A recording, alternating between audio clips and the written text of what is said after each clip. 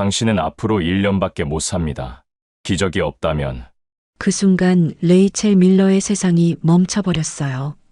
가슴이 쿵 떨어지면서 온몸이 얼어붙었죠. 데이비드 톰슨 의사의 목소리가 귀에서 맴돌기 시작했어요. 29세, 겨우 29살인데 1년이라니. 손끝이 차갑게 식어갔고 목이 바짝 말라버렸죠. 톰슨 의사는 차트를 천천히 내려놓았어요. 20년 넘게 이런 소식을 전해온 그의 얼굴에는 익숙한 무거움이 서려 있었죠. 전신홍 반루푸스입니다. SL이라고 하는데 이미 심장과 신장까지 침범했어요. 루푸스. 레이첼의 손이 미세하게 떨리기 시작했어요. 의학 저널리스트로 일하면서 몇 번이나 기사로 다뤘던 바로 그 질병. 그때는 남의 이야기였는데 이제는 자신의 현실이 되어버린 거죠. 뭐라고 하신 거죠? 목소리가 간신히 나왔어요. 마치 다른 사람의 목소리 같았죠. 창밖으로는 평소와 똑같은 뉴욕의 모습이 펼쳐져 있었어요. 사람들은 여전히 바쁘게 걸어다니고 노란 택시들이 경적을 울리며 지나갔죠. 하지만 레이첼에게는 모든 게 유리창 너머의 다른 세상처럼 보였어요. 죄송합니다. 현대의학으로도. 톰슨 의사의 목소리가 점점 멀어져 들렸어요. 레이첼의 머릿속에는 온갖 생각들이 휘몰아쳤죠. 이게 진짜야? 꿈이겠지? 아무리 적극적으로 치료해도 1년에서 2년. 길어야 그 정도입니다. 1년이요? 레이첼의 목소리가 떨렸어요. 29년을 살아왔는데 이제 남은 시간이 그보다 훨씬 짧다니. 가슴 속에서 뭔가 무너져 내리는 소리가 들렸죠. 충격에 빠진 레이첼의 손에서 핸드폰이 툭 떨어졌어요. 바닥에 떨어진 화면에는 한국의료시스템취재기획안이라는 제목이 선명하게 보였죠. 얼마나 아이러니한가요? 남의 나라 의료를 취재하려던 기자가 정작 자신은 치료받을 시간조차 부족한 환자가 되어버린 거예요. 29살인데, 아직 29살밖에 안 됐는데, 레이첼의 눈가에 눈물이 고였어요. 아직 해보지 못한 일들이 그렇게 많았는데, 가보지 못한 곳들이 그렇게 많았는데, 사랑도 제대로 해보지 못했는데 말이에요. 진료실이 고요해졌어요. 벽에 걸린 시계의 초침만이 똑딱똑딱 소리를 냈죠. 평소에는 전혀 신경 쓰지 않던 소리인데 지금은 유독 크게 들렸어요. 마치 자신에게 남은 시간을 세고 있는 것 같았거든요. 사실 레이첼이 의학 저널리스트가 된 건 우연이 아니었어요. 어릴 때 할머니가 암으로 돌아가시면서 좋은 의사를 만나는 게 얼마나 중요한지 뼈저리게 느꼈거든요. 그래서 의학 기사를 쓰기 시작했고 환자들의 이야기를 세상에 알리는 게 자신의 사명이라고 생각했죠. 지금도 마찬가지였어요. 충격에서 조금씩 벗어나며 기자로서의 본능이 깨어나기 시작했어요. 그래도 남은 시간 동안 할 수 있는 일이 있을 거야. 레이첼은 떨리는 손으로 핸드폰을 다시 집어들었어요. 화면에 여전히 한국의료시스템취재기획안이 보였죠. 마지막 프로젝트가 될지도 모르는 이 취재를 해내고 싶었어요. 죽음을 기록하러 떠나는 여행이 될 줄은 그때 몰랐지만 말이에요. 뉴욕 JFK 공항의 체크인 카운터 앞에서 레이첼이 큰 캐리어를 끌고 서 있었어요. 평소 여행할 때와는 완전히 다른 기분이었죠. 설렘도 기대감도 없었어요. 대신 가슴 한편에 묵직한 체념이 자리 잡고 있었거든요. 마지막 여행이 될 수도 있겠구나. 이런 생각이 머릿속을 맴돌았어요. 1년이라는 시간. 그 안에서 할 수 있는 마지막 일을 위해 떠나는 여행이었죠. 손에 든 항공권이 유독 무겁게 느껴졌어요. 탑승구에 앉아 노트북을 열었어요. 한국의료시스템취재계획이라는 문서가 화면에 떠올랐지만 집중이 잘 안 됐어요. 자꾸만 톰슨 의사의 목소리가 귀에 맴돌았거든요. 1년밖에 못 삽니다라는 그 차가운 선고가 말이에요. 비행기 창가 좌석에 앉아 구름 위를 바라봤어요. 끝없이 펼쳐진 하얀 구름들이 계속 흘러가고 있었죠. 저 구름들은 계속 흘러가는데 나는 이제 시간이 얼마 남지 않았구나. 가슴이 답답해졌어요. 창밖을 보며 생각에 잠겼어요. 내가 지금 뭘 하고 있는 거지? 죽어가는 사람이 마지막 기사를 쓰러 한국까지 가고 있다니. 하지만 동시에 다른 마음도 들었어요. 그래도 의미 있는 일을 하다가 죽는 게 나을 거야. 기자로서의 자존심과 죽음에 대한 두려움이 계속 교차했죠. 사실 레이첼이 의학 저널리즘에 발을 들인 건 개인적인 경험 때문이었어요. 대학교 2학년 때 가장 아끼던 룸메이트 사라가 갑작스럽게 백혈병 진단을 받았거든요. 그때 사라가 말했던 게 기억났어요. 레이첼, 좋은 의사를 만나는 게 정말 중요한 것 같아. 나는 운이 좋았지만 그렇지 못한 사람들도 많을 거야. 그 말이 레이첼의 인생을 바꿔놓았죠. 의학 기사를 쓰기 시작한 것도 환자들의 목소리를 세상에 알리려고 한 것도 모두 그때부터였어요. 14시간의 긴 비행 끝에 인천국제공항에 도착했어요. 몸이 정말 무거웠어요. 장거리 비행의 피로감에 루푸스로 인한 만성 피로까지 더해져서 한 발 한 발이 힘들었죠. 캐리어를 끌고 공항 복도를 걸어가는데 평소보다 걸음이 느려졌어요. 가끔 멈춰서서 숨을 고르고 또 걸어야 했죠. 괜찮아, 조금만 더. 스스로를 다독이며 걸었어요. 출국장을 나서는 순간 갑자기 숨이 가빠지기 시작했어요. 가슴이 조여오면서 심장이 빨리 뛰기 시작했죠. 아니야, 지금은 안 돼. 하지만 몸은 자신의 의지대로 되지 않았어요. 다리에서 힘이 빠지면서 휘청거렸어요. 도와주세요. 레이첼이 바닥에 쓰러졌어요. 주변 사람들이 당황하며 몰려들었죠.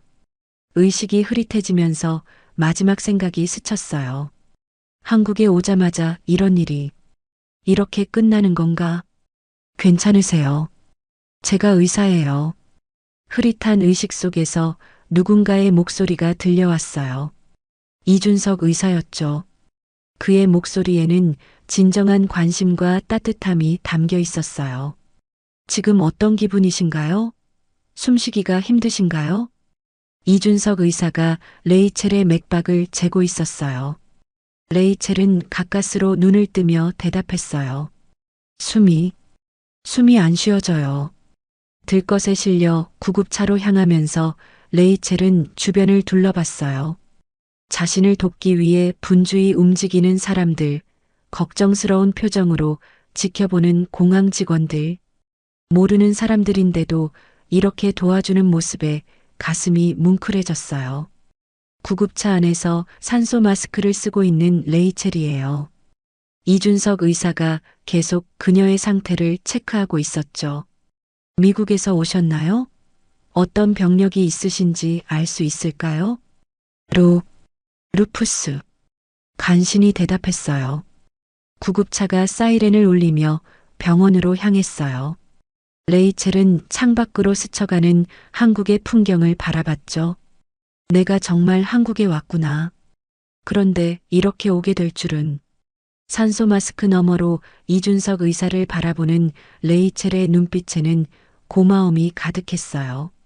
미국에서 받은 차가운 진단과는 정말 다른 느낌이었거든요. 여기서는 자신을 그냥 환자가 아닌 한 사람으로 대해주는 것 같았어요. 죽음의 문턱에서도 따뜻함을 느낄 수 있다는 게 신기했죠. 사이렌 소리와 함께 구급차가 서울대병원에 도착했어요. 들것에 누워 천장을 바라보는 레이첼의 마음은 복잡했죠. 또 다른 병원, 또 다른 하얀 벽들. 가슴속에서 두려움이 밀려오기 시작했어요. 뉴욕에서 들었던 톰슨 의사의 차가운 목소리가 귓가에 맴돌았거든요. 응급실은 정말 바빴어요. 의료진들이 레이첼 주변으로 모여들고 각종 의료기기들이 삐삐거리며 작동하고 있었죠. 산소 마스크를 쓴 채로 천장을 바라보는데 한국어로 대화하는 의료진들의 목소리가 들려왔어요. 무슨 말인지 하나도 알 수가 없었죠. 내 상태가 어떤 건지도 모르겠고 뭘 하려는 건지도 모르겠어. 언어가 통하지 않는 이국 땅에서 혼자 아프다는 게 이렇게 무서운 일인 줄 몰랐어요. 목이 바짝 말라왔죠. 그때 응급실 문이 열리면서 한 남자가 들어왔어요. 35세의 박준호 교수였죠.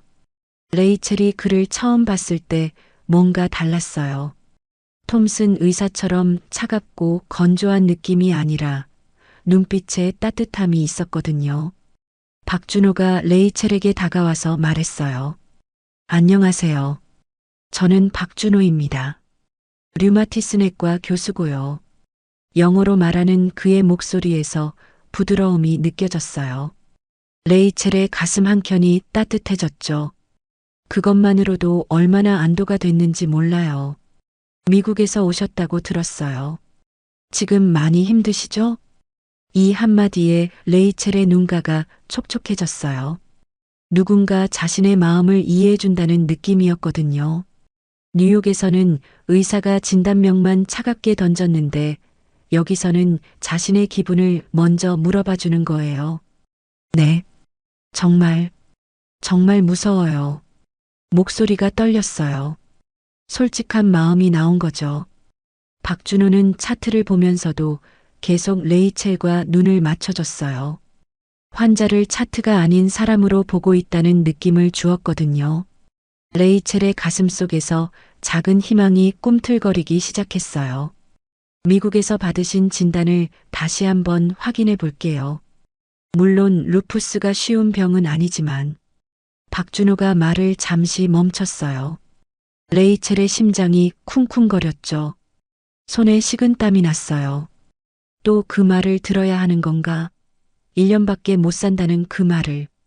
하지만 포기할 병은 아니에요.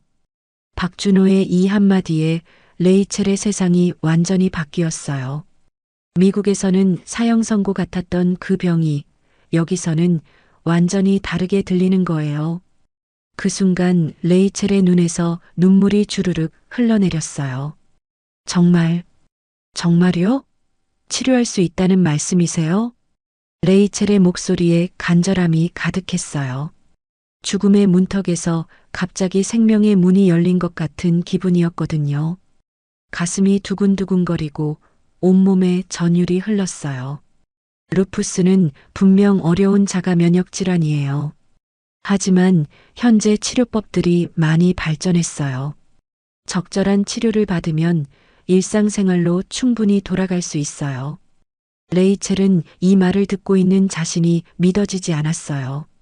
같은 병인데 이렇게 다른 이야기를 들을 수 있다니 마음속에서 희망이라는 작은 불씨가 타오르기 시작했어요. 사실 레이첼이 의료 시스템에 관심을 갖게 된 건 할머니 때문이었어요. 레이첼이 중학교 2학년 때 할머니가 췌장암 진단을 받으셨거든요. 그때 할머니가 말씀하셨던 게 기억났어요. 레이첼아, 좋은 의사를 만나는 게 얼마나 중요한지 모르겠다. 나는 늦게 발견해서 이렇게 됐지만 너는 나중에 아플 때 꼭 좋은 의사를 만나렴. 할머니는 3개월 만에 돌아가셨어요. 그때부터 레이첼은 환자의 관점에서 의료를 바라보는 기자가 되고 싶었던 거죠. 감정이 북받쳐 올라온 레이첼은 눈물을 참을 수가 없었어요. 기쁨의 눈물인지 안도의 눈물인지 아니면 지난 며칠간의 절망에서 벗어난 해방감인지 여러 감정이 뒤섞여서 눈물이 멈추질 않았어요. 미안해요. 갑자기 울어서. 괜찮아요. 충분히 그럴 만해요. 박준호의 이해하는 목소리에 레이첼은 더욱 감격했어요. 물론 쉽지 않은 치료 과정이 될 거예요. 면역 억제제 치료도 받아야 하고 부작용도 있을 수 있어요. 하지만 함께 이겨낼 수 있어요. 함께 이겨낼 수 있다는 말에 레이첼의 마음이 뭉클해졌어요.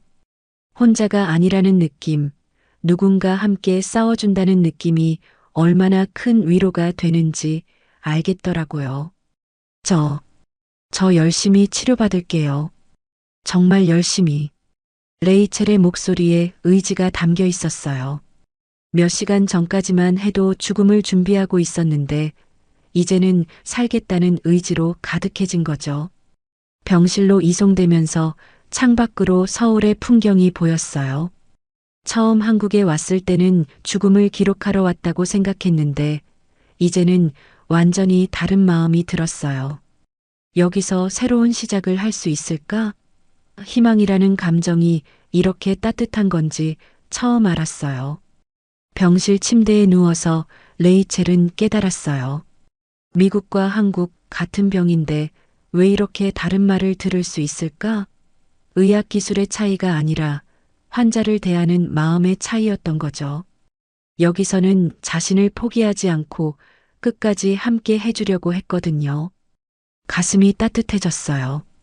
다음 날 아침 레이첼은 병실에서 눈을 떴어요. 창밖으로 서울의 아침 햇살이 들어왔지만 마음은 무거웠죠. 오늘부터 본격적인 치료가 시작된다고 했거든요. 박준호 교수가 어제 말했던 게 기억났어요. 쉽지 않은 치료 과정이 될 거예요. 문이 열리면서 한 명의 간호사가 들어왔어요. 31세의 조민정 간호사였죠. 그녀의 얼굴에는 따뜻한 미소가 가득했어요. 안녕하세요, 레이첼 씨. 저는 조민정이에요. 앞으로 제가 담당 간호사로 레이첼 씨를 돌봐드릴게요. 조민정의 영어는 완벽하지 않았지만 그 안에 담긴 진심이 레이첼에게는 더 소중하게 느껴졌어요. 박준호 교수가 병실로 들어왔어요. 손에는 두꺼운 차트와 함께 치료 계획서를 들고 있었죠. 레이첼 씨, 오늘부터 고용량 면역 억제제 치료를 시작할 거예요. 솔직히 말씀드리면 많이 힘드실 거예요. 레이첼의 가슴이 두근거렸어요. 하지만 박준호의 눈빛에서 확신을 느꼈죠. 하지만 우리가 함께 있을게요. 24시간 내내요. 사실 레이첼은 미국에서 이런 치료를 받아본 적이 없었어요. 톰슨 의사는 더 이상 할 수 있는 게 없다며 그녀를 포기했거든요. 하지만 여기 한국에서는 달랐어요. 의료진들이 포기하지 않고 끝까지 해보려는 의지가 느껴졌죠. 미국에서는 이런 치료를 권하지 않았어요. 여기는 한국이에요. 우리는 환자를 끝까지 포기하지 않아요. 박준호의 말에 레이첼의 눈가가 뜨거워졌어요. 조민정이 정맥 주사를 준비하고 있었어요. 고용량 면역 억제제가 들어있는 투명한 액체였죠. 조금 아플 수 있어요. 하지만 제가 계속 옆에 있을게요. 주사 바늘이 혈관에 들어가는 순간 차가운 액체가 몸 안으로 들어왔어요. 처음에는 별다른 느낌이 없었죠. 치료를 받으면서 레이첼은 아버지가 생각났어요. 어릴 때 열이 날 때마다 아버지가 밤새 간병해 주셨던 기억 말이에요. 레이첼, 아플 때는 혼자 견디는 게 아니야. 가족이 함께 하는 거란다. 그런데 지금은 가족도 없는 이국 땅에서 혼자 치료를 받고 있어요. 하지만 이상하게도 혼자라는 생각이 들지 않았어요. 조민정 간호사와 박준호 교수가 마치 가족처럼 돌봐주고 있었거든요. 치료 시작 2시간 후 레이첼의 몸에 변화가 시작됐어요. 먼저 메스꺼움이 밀려왔죠. 위가 뒤틀리는 것 같은 느낌이었어요. 기분이 이상해요. 조민정이 바로 달려왔어요. 괜찮아요. 예상했던 부작용이에요. 조금만 참으세요. 오후 3시쯤 레이첼의 체온이 급격히 오르기 시작했어요. 39도를 넘어섰죠. 온몸이 불덩어리처럼 뜨거워졌어요. 너무 뜨거워요. 조민정이 찬 수건으로 레이첼의 이마를 닦아주었어요. 조금만 더 참아요. 해열제를 투여할게요. 밤이 되자 상황은 더 악화됐어요. 레이첼은 계속 토했고 근육 경련까지 시작됐죠. 조민정은 한시도 자리를 떠나지 않았어요. 간호사님, 집에 안 가세요? 저희는 3교대로 근무해요. 밤새 레이첼 씨를 돌봐드릴 다른 간호사가 와요. 걱정 마세요. 정말로 밤 11시에 야간 담당 간호사가 나타났어요. 김유진 간호사였죠. 김유진 간호사도 조민정과 똑같았어요. 레이첼이 토할 때마다 등을 쓸어주고 물수건으로 얼굴을 닦아주었죠. 새벽 3시가 되어서도 그녀는 레이첼 곁을 지키고 있었어요. 미국에서는 이렇게 밤새 돌봐주지 않았어요. 한국에서는 환자가 가족이에요. 당연한 거죠. 김유진의 말에 레이첼은 또다시 눈물이 났어요. 새벽 4시 박준호 교수가 갑자기 병실에 나타났어요. 퇴근했다가 다시 온 거였죠. 상태가 어떤가요? 교수님, 왜 이 시간에? 환자가 힘들어하는데 집에서 잠만 잘 수는 없죠. 레이첼은 깜짝 놀랐어요. 미국에서는 의사가 응급 상황이 아닌 이상 밤에 오는 경우가 거의 없었거든요. 하지만 여기서는 의사가 직접 새벽에 와서 환자 상태를 확인하는 거예요. 둘째 날이 더 심했어요. 레이첼은 거의 아무것도 먹을 수가 없었어요. 물만 마셔도 토해버렸거든요. 근육 경련도 더 심해져서 온몸이 뒤틀렸어요. 아파요. 정말 너무 아파요. 하지만 조민정은 포기하지 않았어요. 레이첼 씨, 이건 몸이 나아지고 있다는 신호예요. 조금만 더 힘내요. 고통 속에서도 레이첼은 기자였어요. 침대 옆에 놓인 핸드폰으로 음성 메모를 남기기 시작했죠. 오늘은 치료 시작 이틀째. 부작용이 정말 심해. 하지만 한국 의료진들이 24시간 돌봐주고 있어. 이건 미국과 정말 다른 점이야. 조민정이 그 모습을 보고 걱정했어요. 레이첼 씨, 지금은 쉬셔야 해요. 아니에요. 이것도 기사예요. 꼭 기록해야 해요. 병원의 다른 의료진들도 레이첼에게 관심을 보였어요.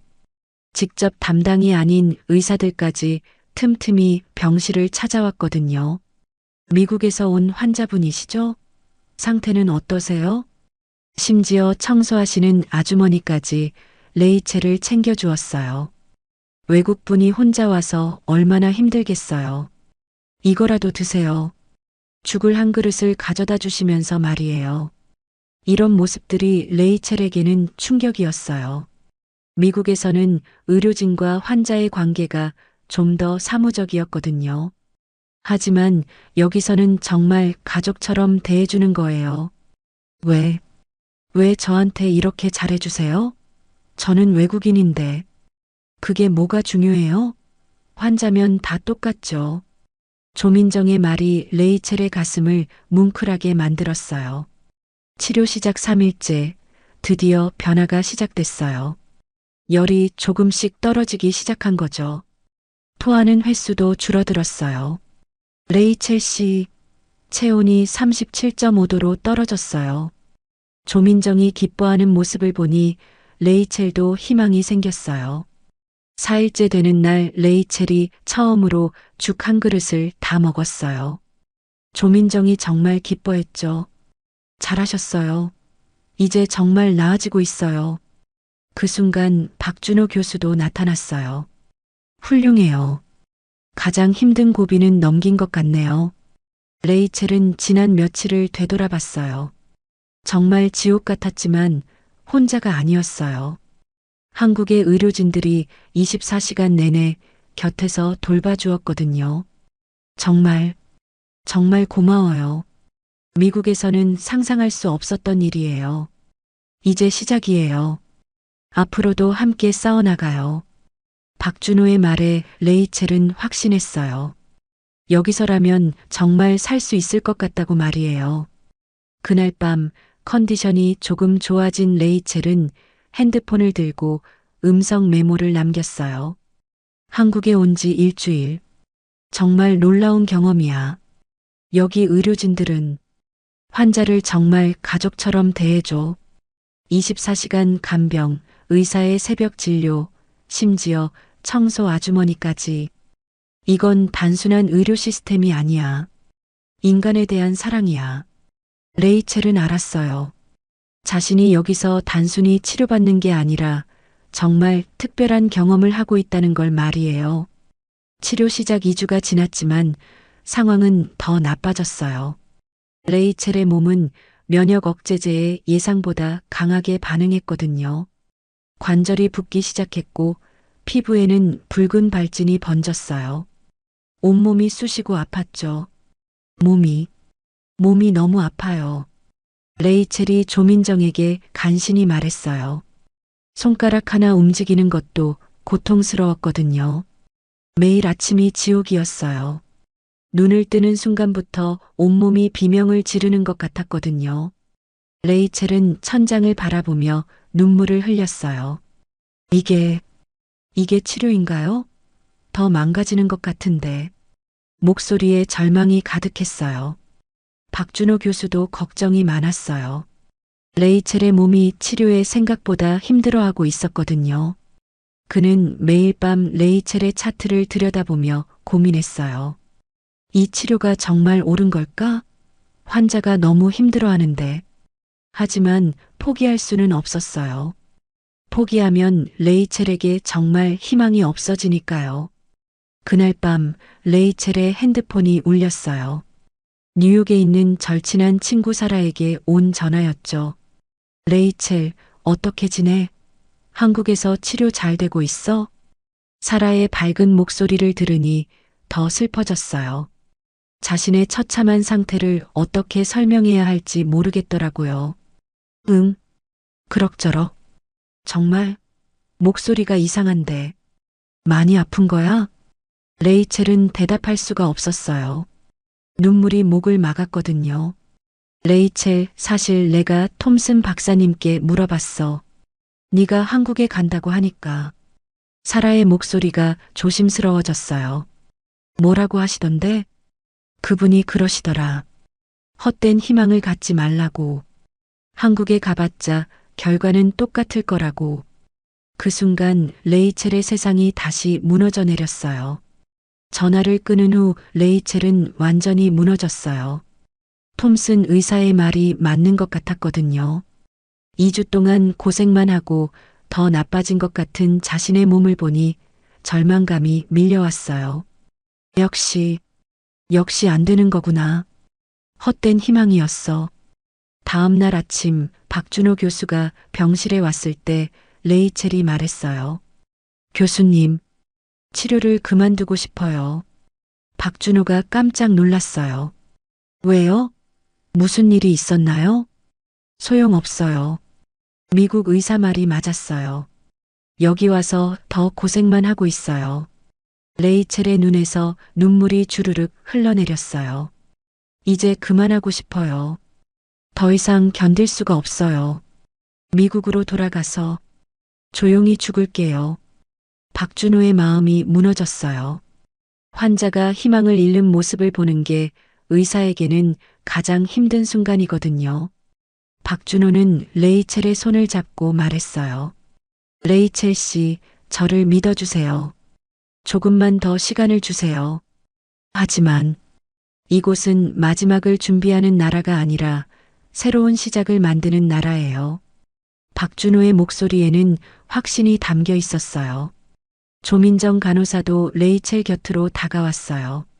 레이첼 씨, 저희가 지금까지 포기하지 않은 이유가 있어요.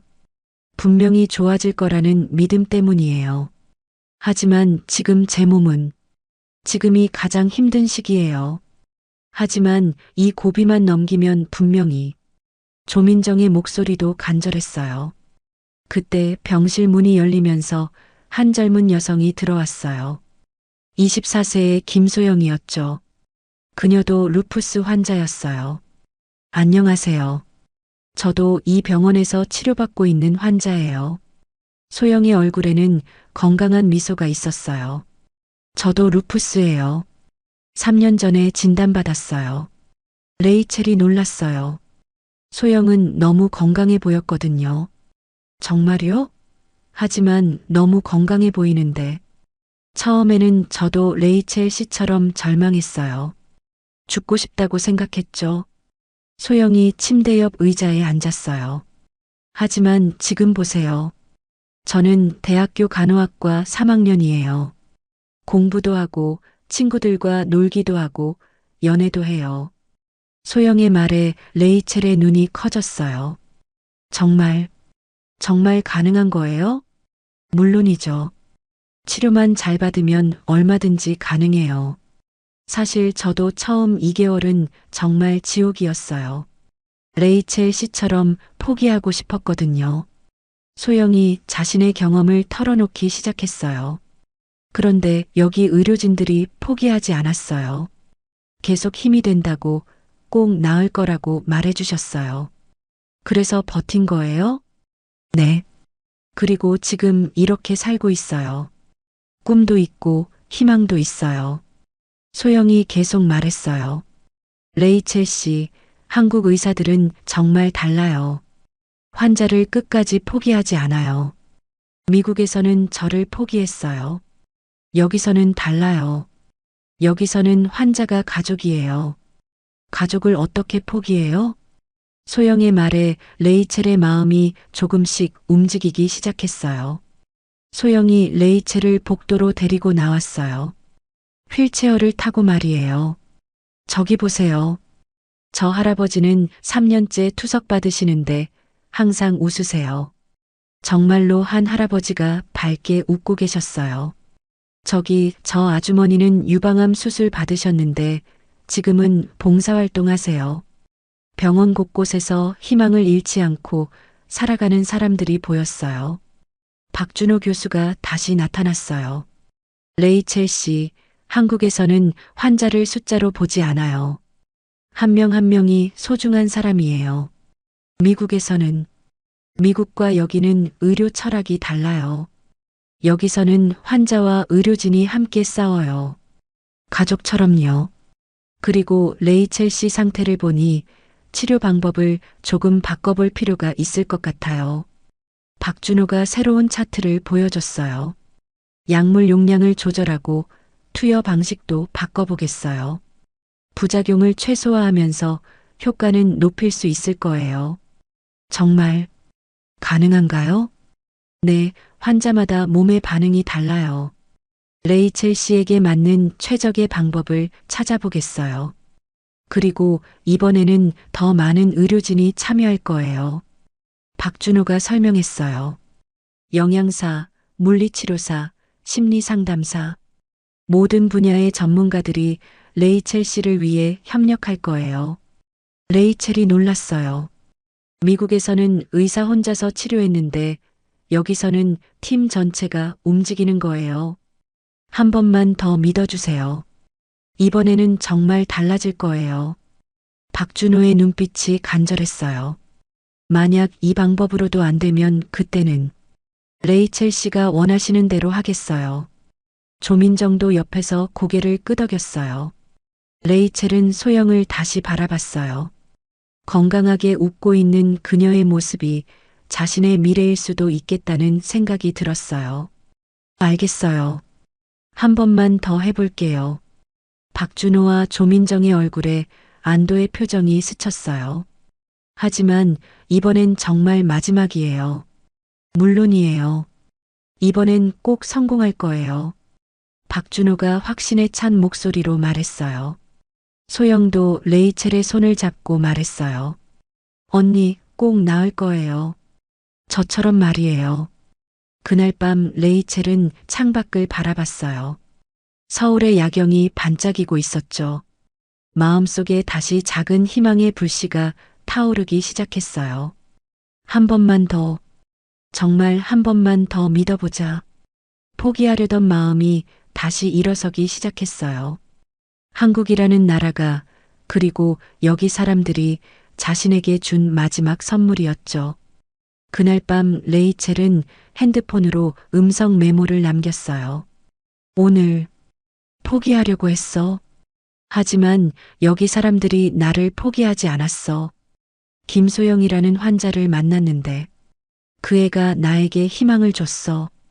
한국 의료진들의 철학도 정말 달라. 환자를 가족처럼 생각한다니. 한 번만 더 해보자. 정말 마지막이라고 생각하고 마음속에서 새로운 의지가 솟아오르고 있었어요. 다음 날부터 레이첼은 새로운 치료를 시작했어요. 박준호 교수가 약물 용량을 조절하고 투여 시간도 바꿨죠. 그리고 정말로 다학제 팀이 구성됐어요. 영양사, 물리치료사, 심리상담사까지 모든 전문가들이 레이첼을 위해 움직였거든요. 정말 이렇게까지 해주시는 건가요? 레이첼이 놀라며 박준호에게 물어봤어요. 당연하죠. 레이첼 씨가 나을 수 있도록 최선을 다하는 거예요. 놀랍게도 부작용이 현저히 줄어들었어요. 관절의 붓기도 가라앉기 시작했고 피부 발진도 조금씩 나아지고 있었어요. 가장 중요한 건 레이첼의 의지였어요. 희망을 되찾으니 몸도 따라 좋아지는 것 같았거든요. 오늘은 어떠세요? 박준호가 매일 아침 첫 번째로 레이첼 병실을 찾았어요. 어제보다 훨씬 나은 것 같아요. 레이첼의 목소리에 활기가 돌아오고 있었어요. 치료 3주째, 레이첼의 컨디션이 많이 좋아졌어요.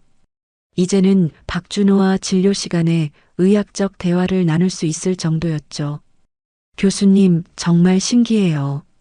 같은 약인데 용량과 방법을 바꾸니까 이렇게 달라지다니. 환자 개개인에게 맞춘 맞춤형 치료가 중요해요. 레이첼 씨에게 맞는 최적의 방법을 찾은 거죠. 박준호의 설명을 들으면서 레이첼은 그의 전문성에 감탄했어요. 사실 레이첼은 박준호와 대화할 때마다 묘한 기분을 느꼈어요.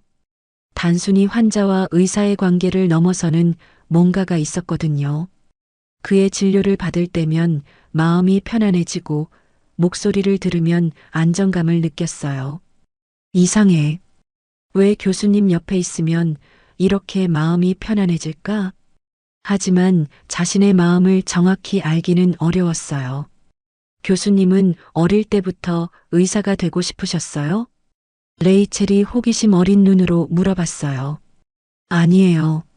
사실 처음엔 엔지니어가 되고 싶었어요. 박준호가 웃으며 대답했어요. 그럼 왜 의사가 되셨어요? 고등학교 때 할머니가 자가 면역 질환으로 돌아가셨어요. 박준호의 표정이 잠시 어두워졌어요. 할머니가 고생하시는 모습을 보면서 이런 환자들을 도와야겠다고 생각했어요. 레이첼의 가슴이 뭉클해졌어요. 자신과 비슷한 경험을 한 의사가 지금 자신을 치료하고 있다니. 그럼 교수님도 저와 비슷한. 네, 그래서 더 열심히 하게 되는 것 같아요.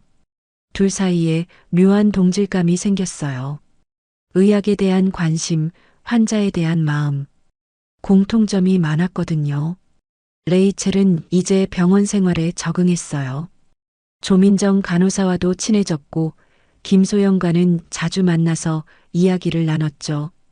특히 박준호 교수의 회진 시간이 하루 중 가장 기다려지는 시간이 됐어요.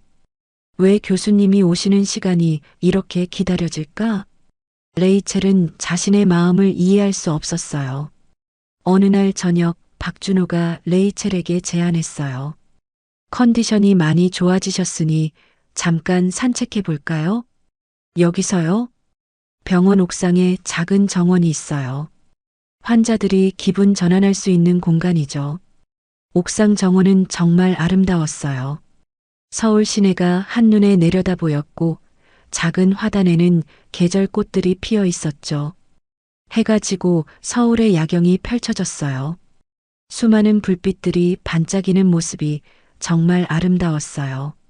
와, 정말 아름답네요. 레이첼이 감탄사를 내뱉었어요.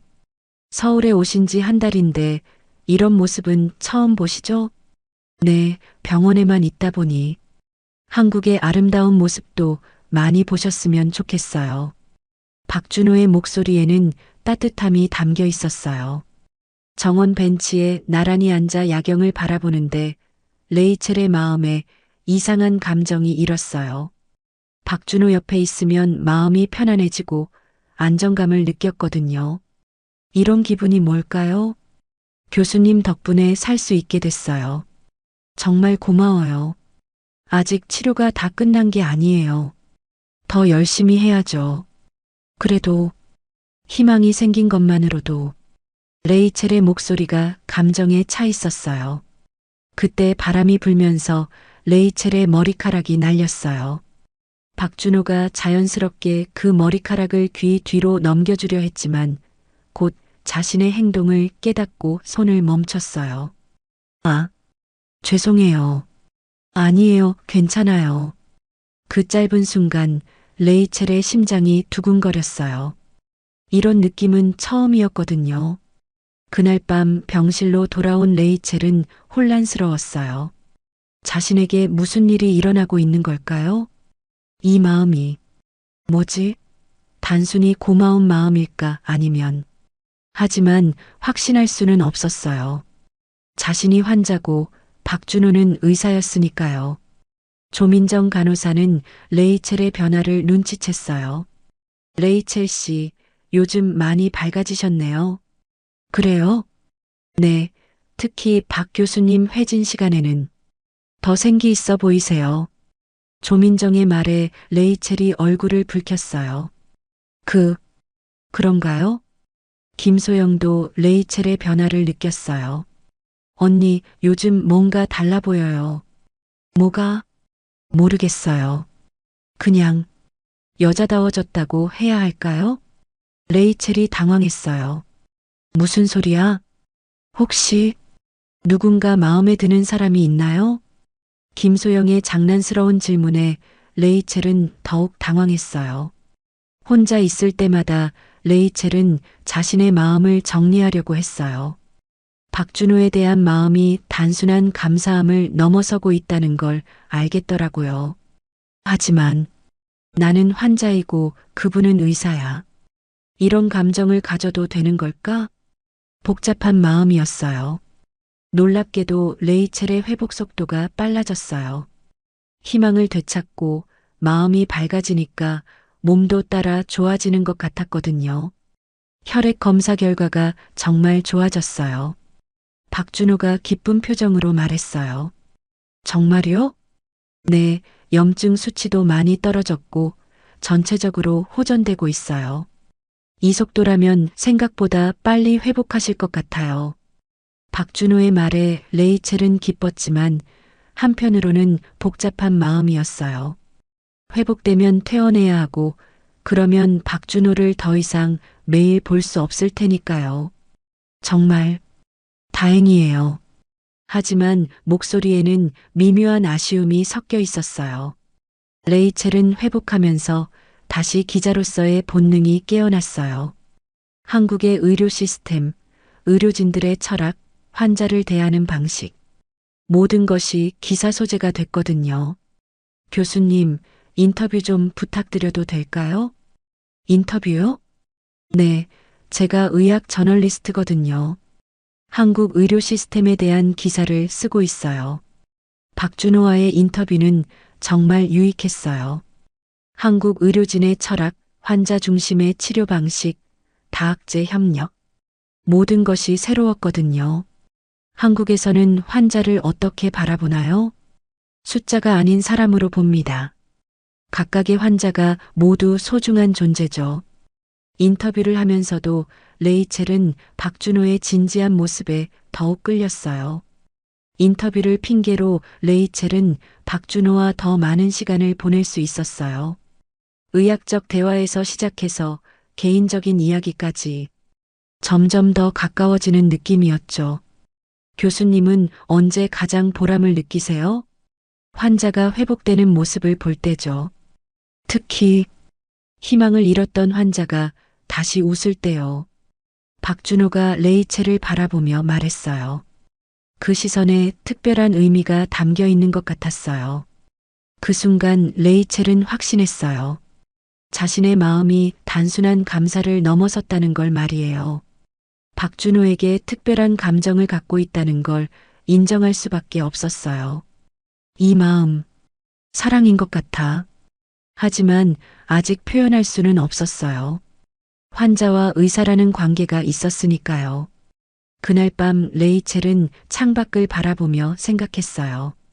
완전히 회복된 후에 환자와 의사가 아닌 상태에서 다시 만날 수 있을까요? 그때까지 이 마음을 간직하고 있어야겠어. 조용한 다짐이었어요. 한국에 온 지 한 달 반. 레이첼은 많은 것이 바뀌었어요. 죽음에서 생명으로, 절망에서 희망으로, 그리고 이제는 사랑이라는 새로운 감정까지. 한국에서 받은 가장 큰 선물은 치료가 아니라 이 마음인지도 모르겠어. 마음속에서 따뜻한 감정이 넘쳐 흘렀어요. 치료 6주째, 레이첼의 상태는 많이 호전됐어요. 하지만 정기 검사에서 예상치 못한 결과가 나왔죠. 심장 초음파 검사에서 심각한 문제가 발견된 거예요. 레이첼 씨, 조금 심각한 이야기를 해야겠어요. 박준호의 표정이 어느 때보다 진지했어요. 레이첼의 가슴이 쿵 떨어졌죠. 무슨 일인가요? 심장 주변 혈관에 심각한 염증이 생겼어요. 루푸스가 심장까지 침범한 거죠. 박준호가 초음파 사진을 보여주며 설명했어요. 이 상태로는 언제 심장마비가 와도 이상하지 않아요. 레이첼의 얼굴이 창백해졌어요. 이제 막 좋아지고 있다고 생각했는데 또 다른 위기가 찾아온 거예요. 수술을 해야 해요. 심장 주변의 염증 조직을 제거하고 손상된 혈관을 복구해야 해요. 수술이요? 위험하지 않나요? 솔직히 말씀드리면 쉽지 않은 수술이에요. 박준호의 목소리가 무겁게 가라앉았어요. 성공률은 어느 정도인가요? 레이첼이 떨리는 목소리로 물어봤어요. 70%. 아니, 솔직히 말하면 60% 정도예요. 40%의 실패 확률. 그건 죽을 수도 있다는 뜻이었어요. 레이첼의 손이 차갑게 식었죠. 만약 수술을 안 하면 어떻게 되나요? 2주. 길어야 한 달이에요. 레이첼은 절망적인 선택에 직면했어요. 수술을 하면 40%의 죽을 확률, 안 하면 확실한 죽음. 어떤 걸 선택해야 할까요? 시간을 좀 주세요. 생각해 볼게요.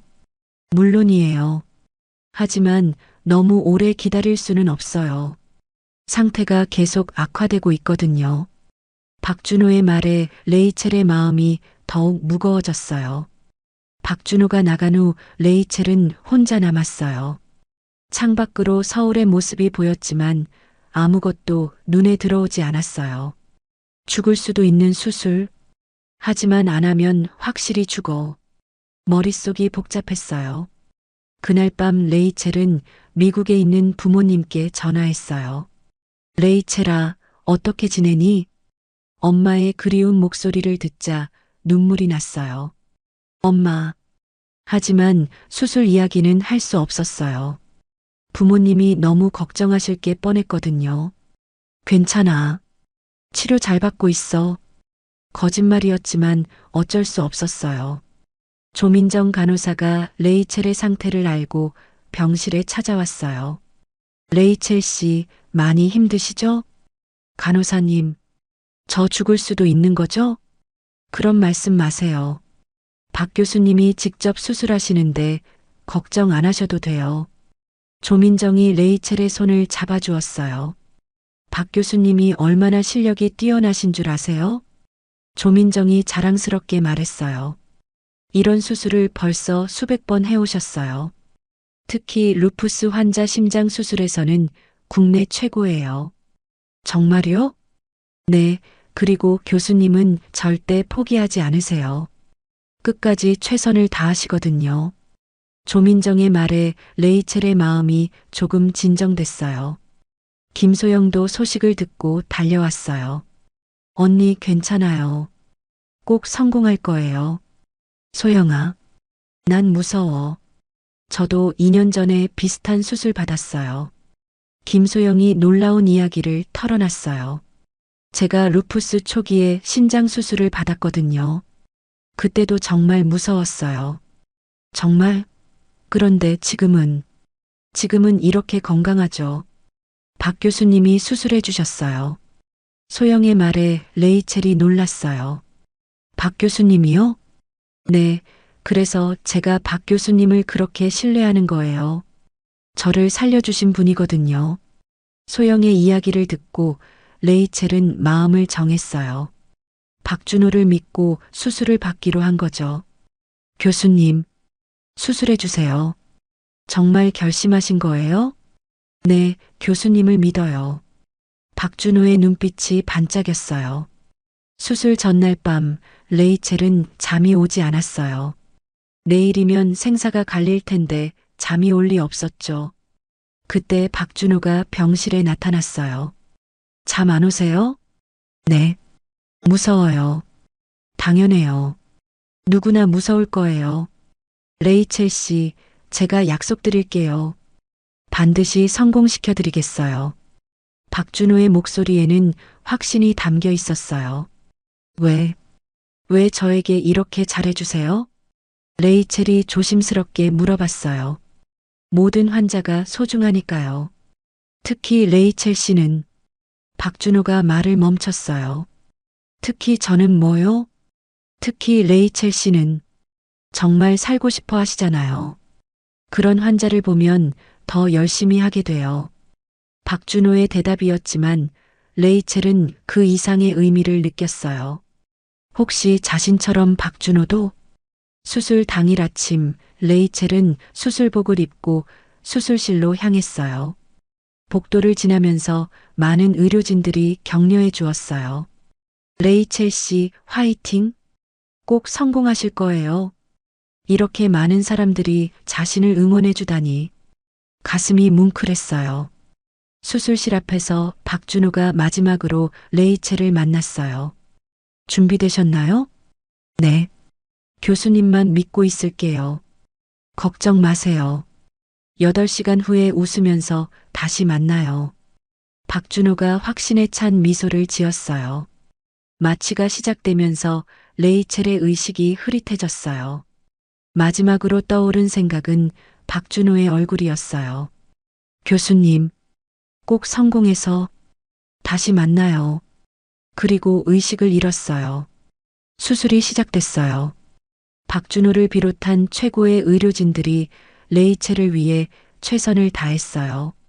심장 주변의 염증 조직을 제거하고 손상된 혈관을 복구하는 복잡한 수술이었죠. 8시간. 정말 긴 시간이었어요.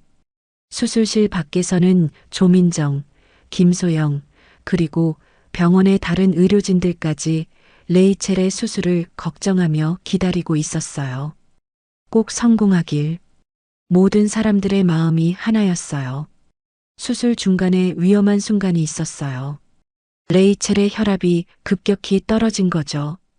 혈압이 떨어지고 있습니다. 수혈 준비, 심장 마사지. 박준호와 의료진들이 필사적으로 레이첼을 살리려고 했어요. 30분간의 사투 끝에 레이첼의 상태가 안정됐어요. 맥박이 정상으로 돌아왔습니다. 다행이다. 계속 수술을 진행하자.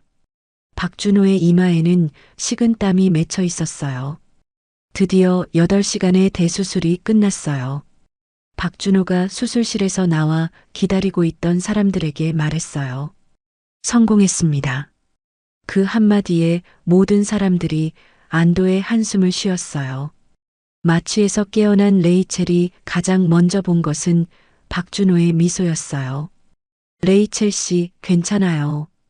수술 성공했어요. 교수님, 정말 살았네요. 레이첼의 눈에서 기쁨의 눈물이 흘렀어요. 그 순간 레이첼은 느꼈어요. 정말로 다시 태어난 것 같은 기분이었거든요. 수년 만에 처음으로 깊은 숨을 들이쉬었을 때 가슴이 이렇게 시원할 수 있다는 걸 깨달았어요. 이제 정말 살 수 있는 건가요? 네, 이제 시작이에요. 완전한 회복까지는 시간이 걸리겠지만 가장 어려운 고비는 넘겼어요. 박준호의 말에 레이첼의 마음에서 희망이 넘쳐 흘렀어요. 교수님이 나를 살려주셨어. 정말, 정말 고마워. 레이첼은 박준호를 바라보며 생각했어요. 감사함을 넘어선 특별한 감정이 더욱 커져가고 있었어요. 하지만 아직은 표현할 때가 아니었죠. 완전히 회복된 후에 그때 자신의 마음을 정리해야겠다고 다짐했어요. 수술한 지 한 달이 지났어요. 레이첼의 회복 속도는 놀라웠어요. 의료진들도 깜짝 놀랄 정도였죠. 이제는 병원 복도를 자유롭게 걸어 다닐 수 있을 정도로 건강해졌어요. 정말 완전히 회복하셨네요. 기적이라고 해도 과언이 아니에요. 박준호가 최종 검사 결과를 보며 감탄했어요. 교수님 덕분이에요. 정말 다시 태어난 기분이에요.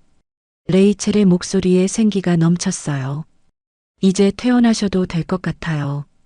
박준호의 말에 레이첼은 기뻤지만 한편으로는 복잡한 마음이었어요. 미국으로 바로 돌아가실 건가요? 사실 아직 정하지 못했어요. 할 일이 좀 남아 있어서요. 레이첼이 의미심장하게 말했어요. 퇴원 후 레이첼은 서울의 한 게스트하우스에 머물며 다큐멘터리 작업에 집중했어요. 지난 2달간 촬영한 영상들을 편집하면서 자신이 얼마나 많이 변했는지 깨달았어요.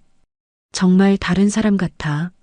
화면 속 처음 한국에 왔을 때의 자신과 지금의 자신이 완전히 달랐거든요. 처음에는 한국 의료 시스템에 대한 객관적인 분석을 하려고 했어요.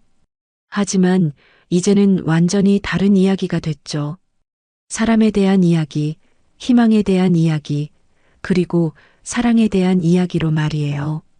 이건 단순한 의료 다큐가 아니야. 인생이 바뀌는 이야기야. 레이첼은 편집하면서 확신했어요. 다큐멘터리의 가장 중요한 장면을 촬영했어요. 카메라를 향해 자신의 진솔한 마음을 털어놓는 거였죠. 처음엔 살고 싶어서 치료를 받았어요. 하지만 이제는 다른 이유가 생겼어요.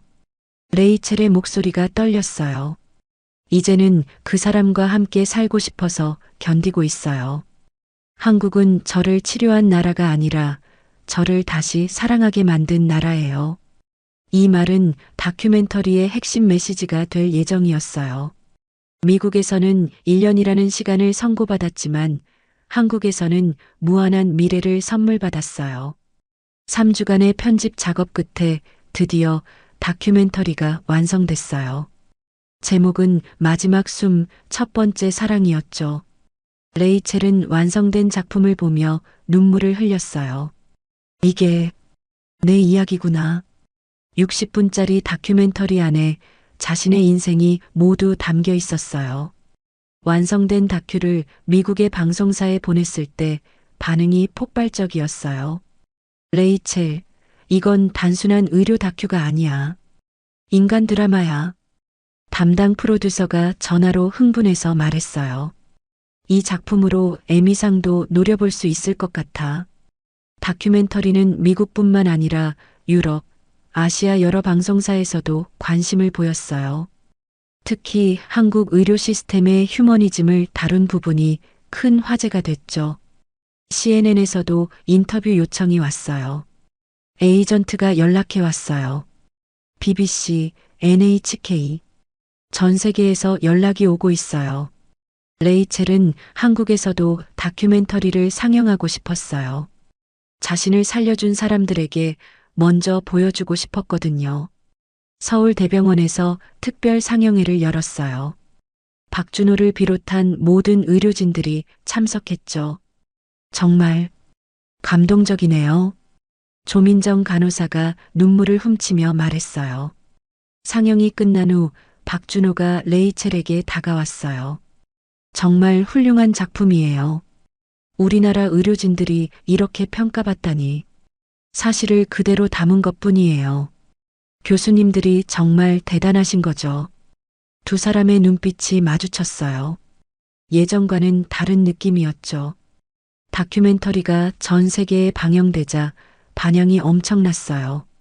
한국 의료 시스템에 대한 관심이 폭발적으로 증가했고 의료 관광 문의도 급증했어요. 한국 정부에서도 감사 인사를 전한다고 해요.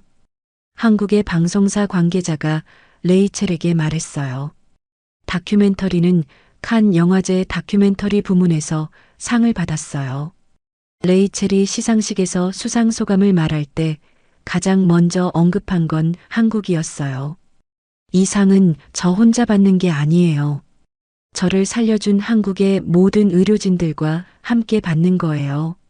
전 세계 미디어가 주목했어요. 국제적으로 유명해진 레이첼에게는 수많은 제안이 들어왔어요. 미국의 유명 방송사에서 거액의 계약을 제안했고 출판사에서는 책 출간을 원했어요. 모든 걸 다 받을 수는 없어. 선택해야 해. 하지만 레이첼의 마음은 이미 정해져 있었어요. 어느 날 밤 레이첼은 한강을 걸으며 생각했어요. 미국으로 돌아갈까?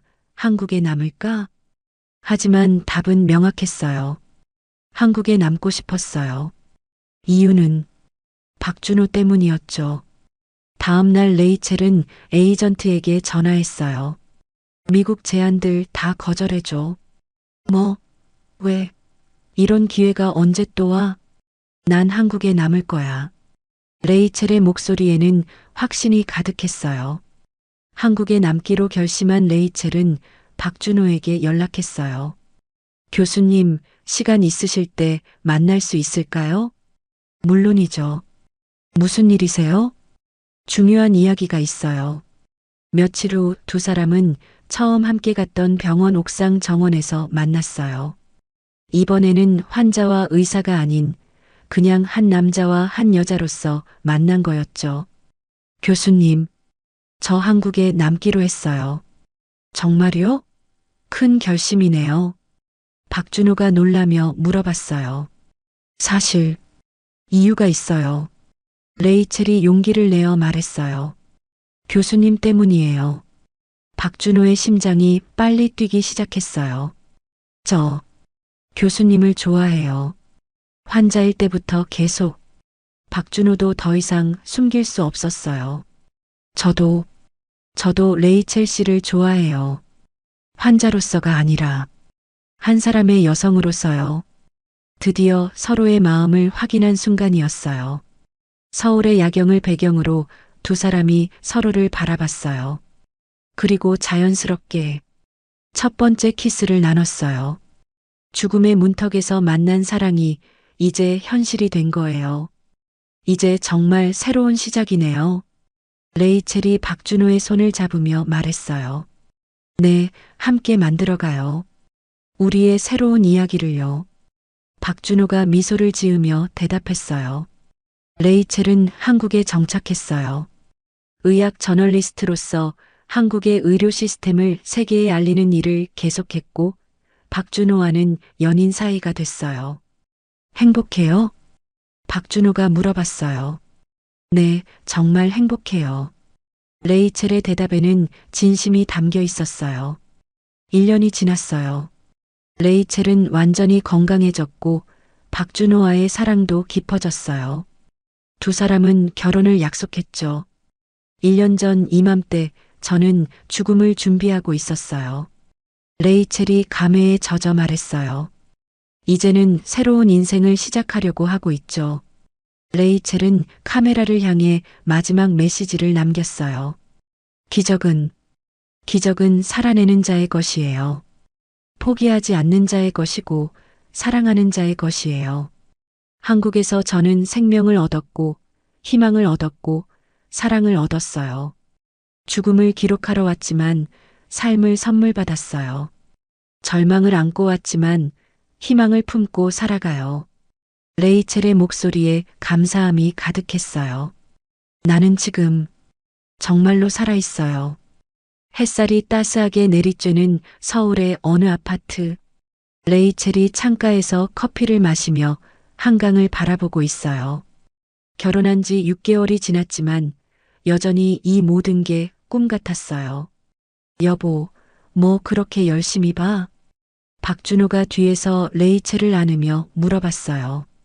그냥 이 모든 게 꿈 같아서. 레이첼이 박준호의 품에 기대며 말했어요. 두 사람의 일상은 평범하지만 특별했어요. 박준호는 여전히 병원에서 환자들을 치료하고 레이첼은 한국에서 의학 저널리스트로 활동하고 있었어요. 매일 저녁 함께 요리하고 주말에는 서울 곳곳을 다니며 데이트를 즐겼죠. 오늘 환자분들 어떠셨어요? 응, 다들 호전되고 있어. 특히 루푸스 환자 한 분이 많이 좋아지셨어. 박준호의 이야기를 들을 때마다 레이첼은 자신의 과거가 떠올랐어요. 레이첼은 열심히 한국어를 배우고 있었어요. 처음에는 발음도 어색하고 문법도 헷갈렸지만 이제는 일상 대화는 자유롭게 할 수 있을 정도였어요. 사랑해요. 레이첼이 박준호에게 한국말로 말하자 박준호가 웃었어요. 발음이 많이 늘었네. 매일 연습했거든요. 당신 때문에. 레이첼의 다큐멘터리는 에미상을 수상했고 칸 영화제에서도 상을 받았죠. 하지만 레이첼에게 가장 소중한 건 한국에서 받는 사랑이었어요. CNN에서 또 인터뷰 요청이 왔어요. 에이전트가 전화로 알려줬어요. 이번엔 한국에서 촬영할 수 있나요? 더 이상 미국에 갈 생각은 없어요. 전 세계 미디어에서 레이첼의 이야기에 주목했어요. 특히 한국 의료 시스템의 휴머니즘을 다룬 부분이 큰 화제가 됐죠. 한국 정부에서도 감사 인사를 전한다고 해요. 한국의 방송사 관계자가 레이첼에게 말했어요. 저야말로 감사하죠. 한국이 저를 살려줬는데요. 레이첼은 자신의 경험을 바탕으로 다른 외국인 환자들을 도와주기 시작했어요. 언어적 어려움이나 문화적 차이 때문에 힘들어하는 환자들에게 통역과 상담을 해주었죠. 괜찮아요. 저도 처음에는 정말 무서웠어요. 하지만 여기 의료진들이 정말 좋아요. 레이첼이 독일에서 온 암 환자에게 말해줬어요. 정말요? 언어가 통하지 않아서 걱정이 많았는데. 제가 도와드릴게요. 걱정하지 마세요.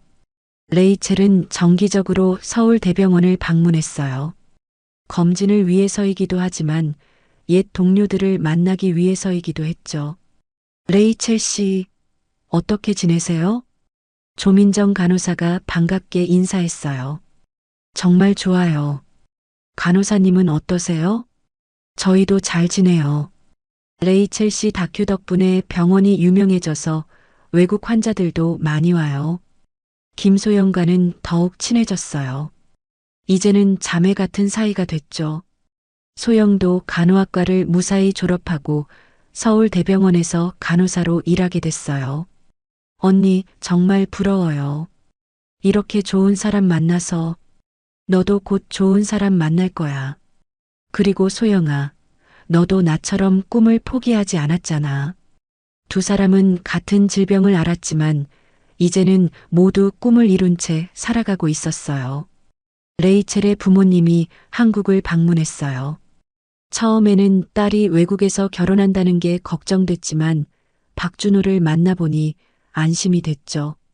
준호 씨가 우리 딸을 정말 잘 돌봐주시는군요. 레이첼의 아버지가 박준호에게 말했어요.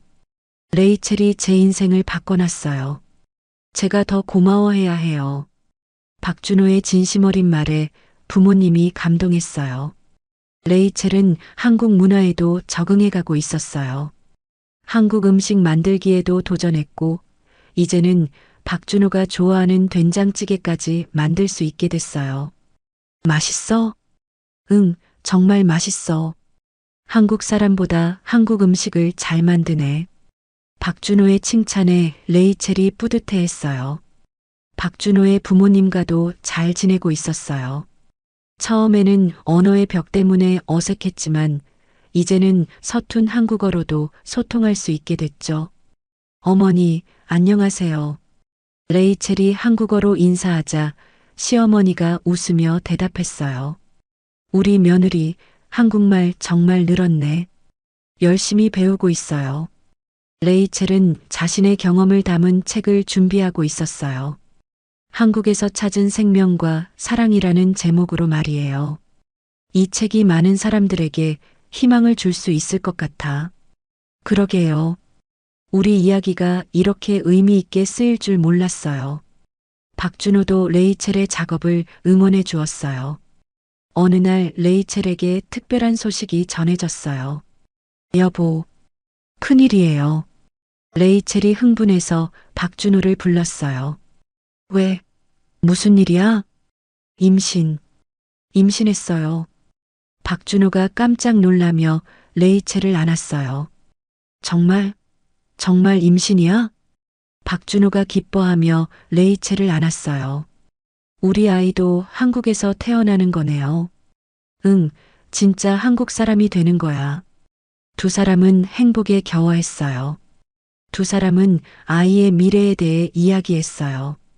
아이에게 어떤 언어를 가르칠까? 둘 다요. 영어도 한국어도. 세계 시민으로 키우고 싶어요. 좋은 생각이에요. 임신 소식을 들은 후 레이첼은 더욱 감회가 새로웠어요. 2년 전 죽음을 앞두고 한국에 왔던 자신이 이제는 새로운 생명을 품고 있다니 정말 기적 같은 일이었어요. 여보, 산책 나갈까? 박준호가 제안했어요. 좋아요. 한강에 가고 싶어요. 두 사람은 손을 잡고 한강공원을 걸었어요. 서울의 아름다운 석양이 지고 있었죠. 레이첼의 배는 아직 나오지 않았지만 두 사람의 얼굴에는 미래에 대한 기대가 가득했어요. 한국에 와서 정말 많은 걸 얻었어요. 레이첼이 조용히 말했어요. 생명도 얻었고 사랑도 얻었고 이제는 새로운 생명까지. 저는 한국에서 단순히 치료만 받은 게 아니에요. 레이첼이 박준호를 바라보며 말했어요. 새로운 인생을 선물 받았어요. 죽음을 기록하러 왔지만 생명을 얻었고 절망을 안고 왔지만 희망을 품게 됐죠. 박준호가 레이첼의 손을 꼭 잡았어요. 한국은 저를 치료한 나라가 아니라 저를 다시 사랑하게 만든 나라예요. 레이첼의 목소리에 진심이 담겨 있었어요. 그리고 곧 우리의 새로운 생명도 이 아름다운 나라에서 시작될 거예요. 석양이 지는 한강을 바라보며 레이첼이 마지막으로 말했어요. 나는 지금 정말로 살아있어요. 두 사람이 미래를 향해 걸어가는 모습이 아름다웠어요. 한국에서 찾은 생명과 사랑, 그리고 희망의 이야기가 이렇게 마무리됐어요. 여러분, 오늘 이야기는 어떠셨나요? 댓글로 여러분의 감상을 나눠주세요. 시청해주신 여러분의 이야기도 듣고 싶어요. 그리고 이 이야기가 재밌으셨다면 구독과 좋아요 부탁드려요. 오늘도 시청해주셔서 감사합니다.